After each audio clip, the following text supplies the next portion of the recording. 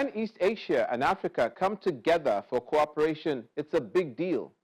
It's even made more apparent when the countries involved include Nigeria and China to forge partnerships that are mutually beneficial for both countries, as advanced at the 2024 Forum on China-Africa Cooperation in Beijing. That's our focus on Special Report.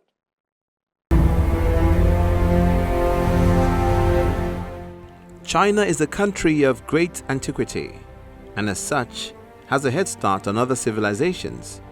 And if that is an advantage, it's been put to good use, but not as much as the reason for her economic buoyancy, as her economic principles and dogma, and international trade policies and bilateral relations, such as the Forum on China-Africa Cooperation. President Xi Jinping of China, the 71-year-old. Arriving for his official visit at the northern hall of the Great Hall of the People, President Bola Tinubu is bid welcome by his counterpart, President Xi Jinping of the People's Republic of China, accompanied by some ministers and state governors. The Minister of Foreign Affairs, Tugar, been introduced. Here as well, the Minister of Finance, been introduced.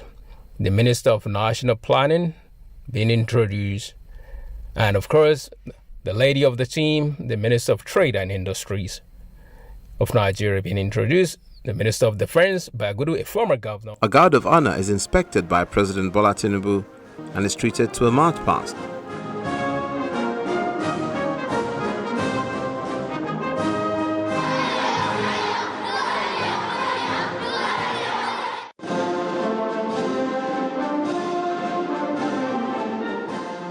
Following the ceremony, the two presidents sit down with their delegations for bilateral discussions. I thank you for the high level honor done to us. And we need to anchor this. I agree with you that China-Nigerian relations that is over half a century should further strengthen our trade and economic development program. Nigeria has a very great potential as largest population in Africa and is the biggest economy. A very young population to drive the economic development and programs. You have upgraded the relationship to more than what is just strategic, a comprehensive developmental program. I agree with you. The president of China says both countries will inject fresh impetus to China-Africa relations. For President Tinubu, he outlined Nigeria's readiness and commitment to economic development. The strategic partnership should result in our regional development goals. Peace, stability, security in West Africa is very, very crucial. Nigeria remains committed to our economic development, forthright, non-aligned, and we are on the path to economic reforms that will agenda growth. We believe that you have reformed the Chinese economy, and our program too is on that course. I am a reformer. We have recognized the need to reform our economic program, and we're doing so. and then for the signing of the Memoranda of Understanding by officials of both countries, as the two presidents observed the proceedings.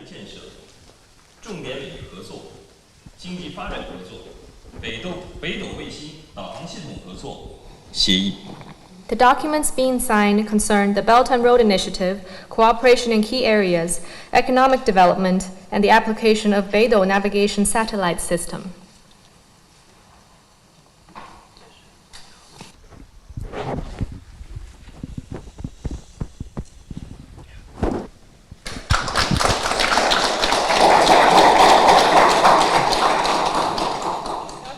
Signed is the MOU on cooperation in the peaceful uses of nuclear energy.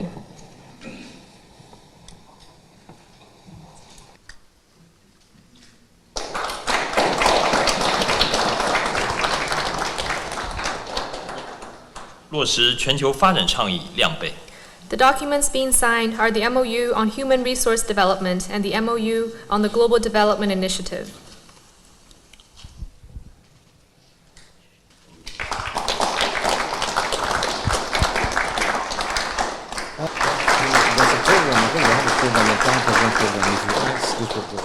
President Bola Tinubu called on global leaders to embrace multilateralism and reject protectionism as essential steps towards achieving peace, security, and stability. As the world searches for new ways to address peace and security challenges, I would say there is an urgent need to rethink approach to global governance and economic development around the world.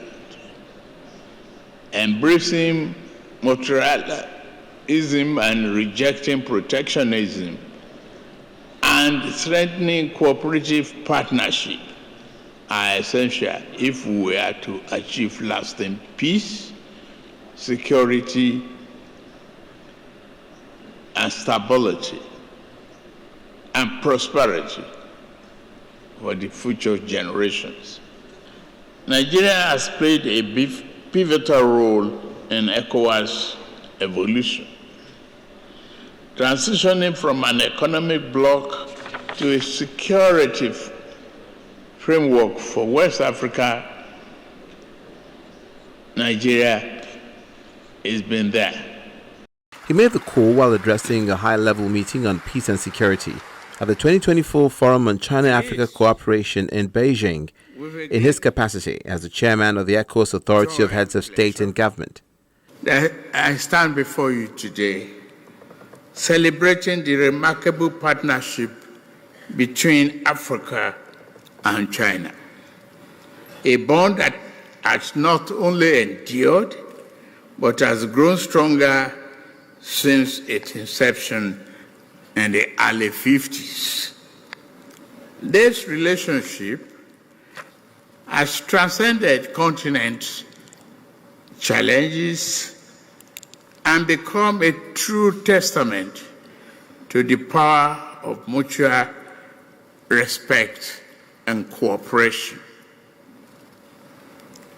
What began as a China support for African nations' independence has evolved into a rich, multifaceted partnership spanning trade, investment, and diplomacy.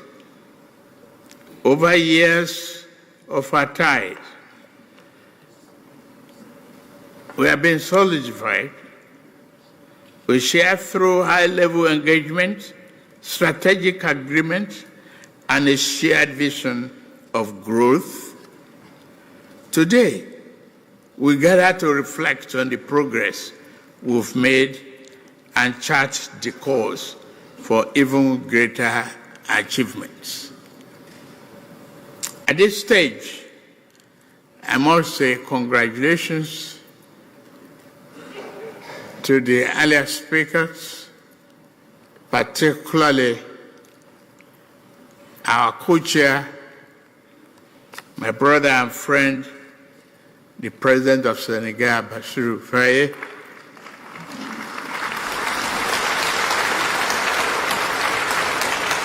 for navigating what appeared to be complex in a very simple manner and got us to this position.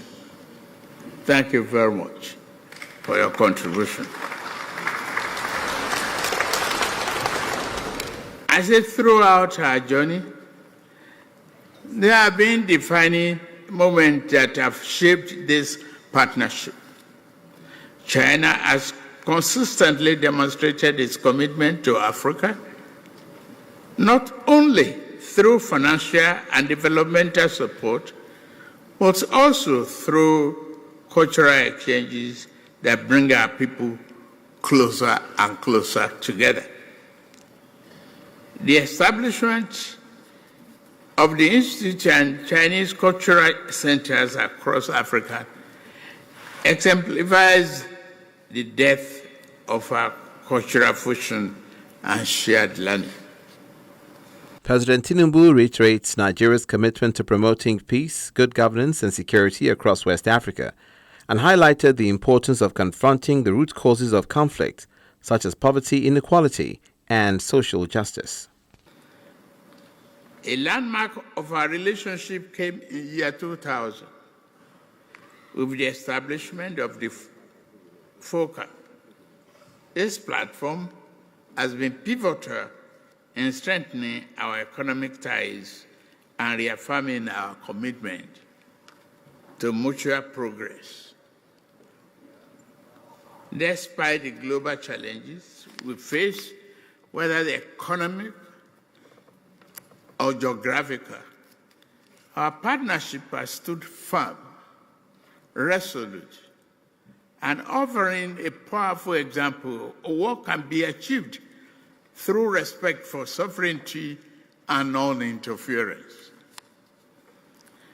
One of the highest highlights of this collaboration has been the flourishing economic partnership. Trade between Africa and China has grown exponentially, reaching an estimated $280 billion US. These impressive figures speak volumes about the strength of our economic relationship and expanding integration of our market. I say, China's Belt and Road Initiative, aligned with the Africans' own infrastructure goals under African Continental Free Trade Agreement. President Bola Tinubu commended the flourishing economic partnership between Africa and China, which has seen trade between the two regions reach an estimated $280 billion. He said in spite of the global challenges, the partnership remains firm. He also emphasized the importance of maintaining the momentum in order to deepen the partnership for the mutual benefit of both regions. This offers even a greater promise. The success of FOCAC and our broader partnership emphasizes the importance, truth, that global progress is not a zero-sum game. By working together and joining hands and looking for that win-win solution, we create opportunities for sustainable development and shared prosperity. Our joint efforts reinforce the vision for a multipolar world where diverse perspectives are embraced and cooperation is key to solving global challenges. At the heart of China-African relations is a foundation built on trust, mutual respect, and the pursuit of common goals. As we look to the future, it is crucial that we maintain the momentum, peaceful dialogue, transparent business practices, diplomatic conflict resolution remains at the forefront of our efforts. These values will ensure that the bond between Africa and China continue to deepen and benefit both regions for the generations yet to come.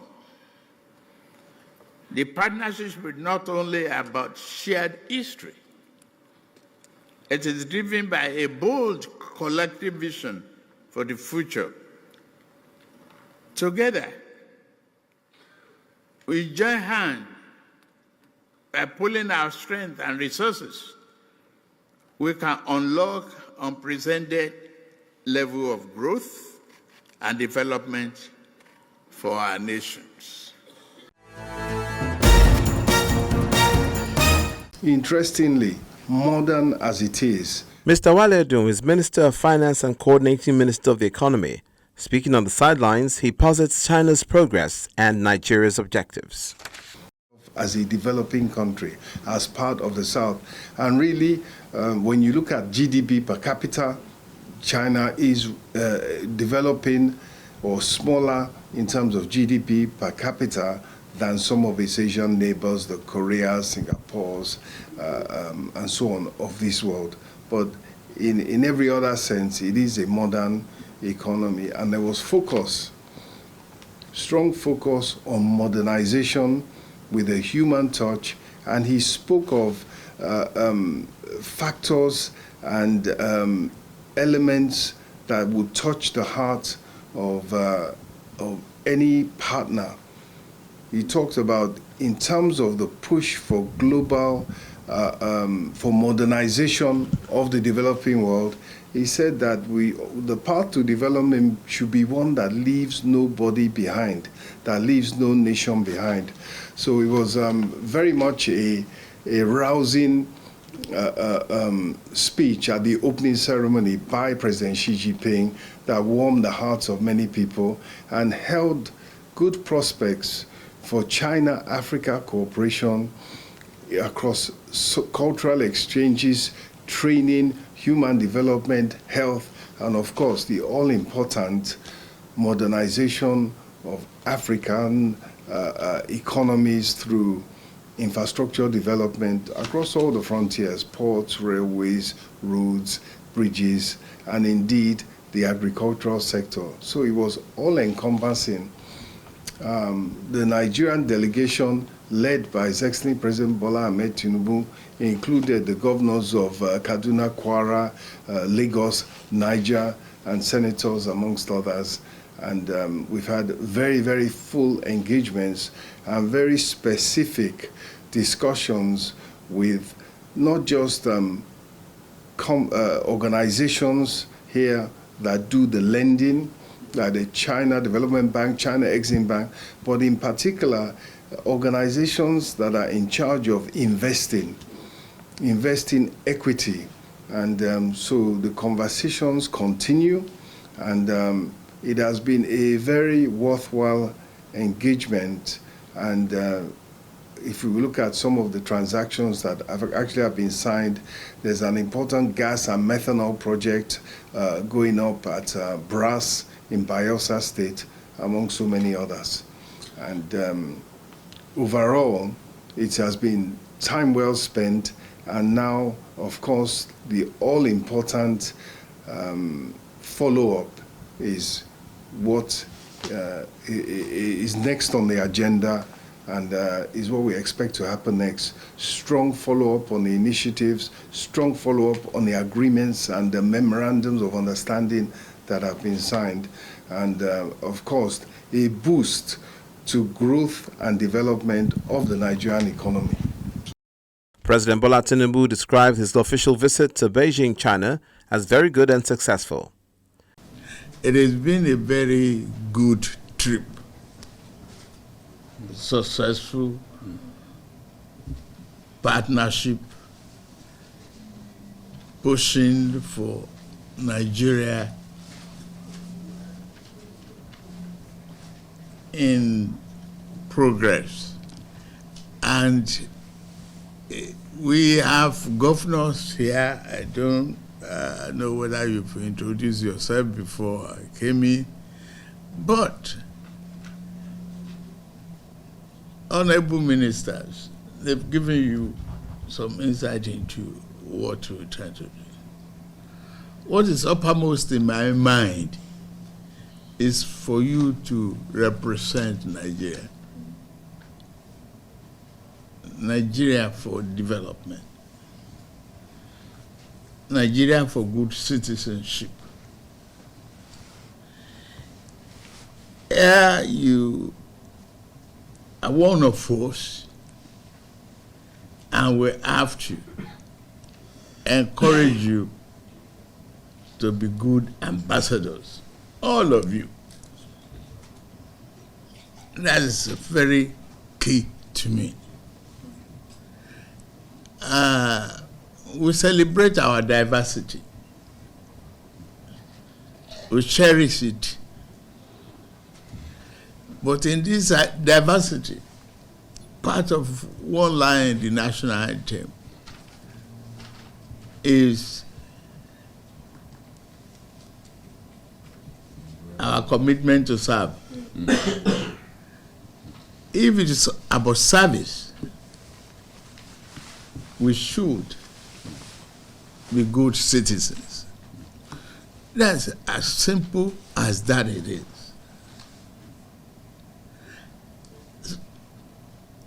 I can't tell you more except from the embassy that Chinese is a very disciplined society. And we have to be disciplined too. Without discipline and commitment, we cannot be a nation that is expected to be. Exploit our diversity and be ready to do everything within the law of the community that we live in and reflect a good image of our country. Speaking to members of the Nigerians in Diaspora organization and the Nigerian community in China, the president emphasized his efforts to strengthen cooperation in infrastructure, trade and finance, energy, green economy, and mining during his discussions with the Chinese president and his participation at the 2024 summit of the Forum on China-Africa Cooperation. The country is going through a very strong phase of reform. And this reform is taking a very bold and hard decision. For example, you might be hearing from home now in the last few days about fuel prices. But can we help it? Can we develop? You use their good roads there. You see electricity being constant. You see water supply being constant and running. And you see their good schools. And we say we want to hand over a banner without staying to our children. What is the critical path to get us there? If we cannot take hard, painful decisions to pave the way for that country that is so blessed, so talented, so many of you talents here speaking Chinese and all, their language.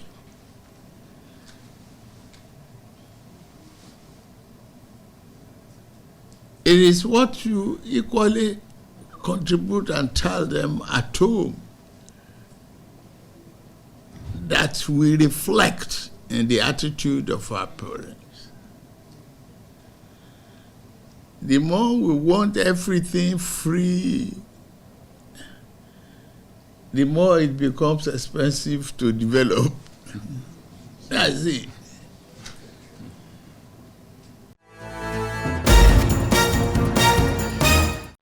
So China, a country, makes deals with the whole continent, Africa, doubtless consolidating its current position as a global economic powerhouse and player for its own benefit.